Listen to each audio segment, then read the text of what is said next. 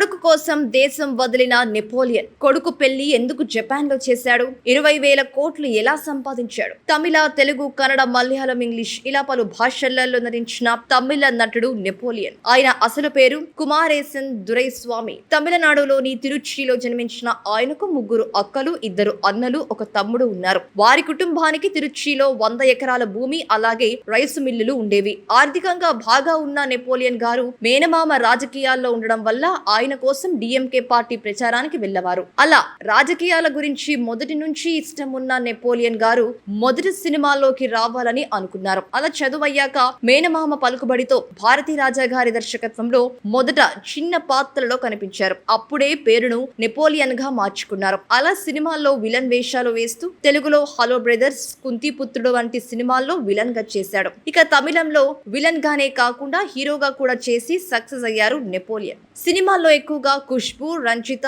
సుకన్యలను heroines గా repeat చేస్తూ వచ్చిన నెపోలియన్ మీద వీరి ముగ్గురుతో ఏదో రిలేషన్ ఉందంటూ రూమర్స్ రావడంతో తల్లిదండ్రులు పెళ్లి చేసేశారు. పెళ్లయ్యాక నెపోలియన్ దంపతులకు 2 మగపిల్లలు జన్మించగా ధనుష్, గునాల్ కాగా ధనుష్ కి పుట్టినప్పటి నుండి మస్క్యులర్ డిస్ట్రోఫీ వ్యాధి వల్ల శరీరం చచ్చుబడిపోయి ఎక్కువ కాలం బతకడని డాక్టర్స్ చెప్పడంతో వైద్యం కోసం అన్ని ఊర్లు తిరిగారు. ఇక కేరళలో వైద్యం చేయించడం వల్ల కొంతవరకు నయమైన కాళ్ళు చేతులు చచ్చుబడి వీల్ చైర్ కే ఆ అబ్బాయి పరిమితమయ్యాడు. దీంతో తన అబ్బాయిలాగా బాధపడే పిల్లల కోసం ఆయన ఉచిత వైద్య సేవలకు సంస్థ ఏర్పాటు చేశారు. ఇక అప్పటికే నెపోలియన్ గారు రాజకీయాల్లోనూ స్థిరపడి డిఎంకే పార్టీ నుండి ఎమ్మెల్యేగా ఉన్నారు. ఇక కొడుకు కోసం అమెరికా వెళ్లి వైద్యం చేయించారు. ఇక కొడుకుకు అక్కడ ఉండడం నచ్చడం వల్ల ఇక అక్కడే ఉండి చదివించారు.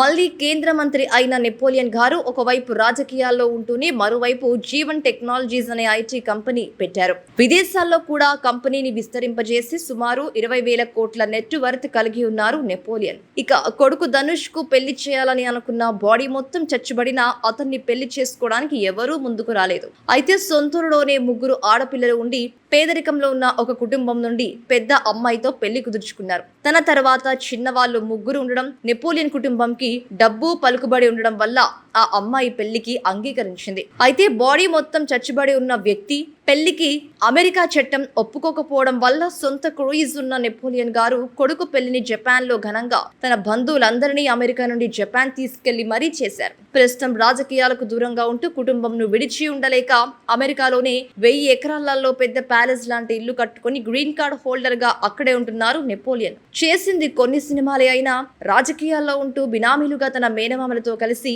ఇన్ని వేల కోట్లు సంపాదించారు అనే రూమర్ కూడా నెపోలియన్ మీద ఉంది.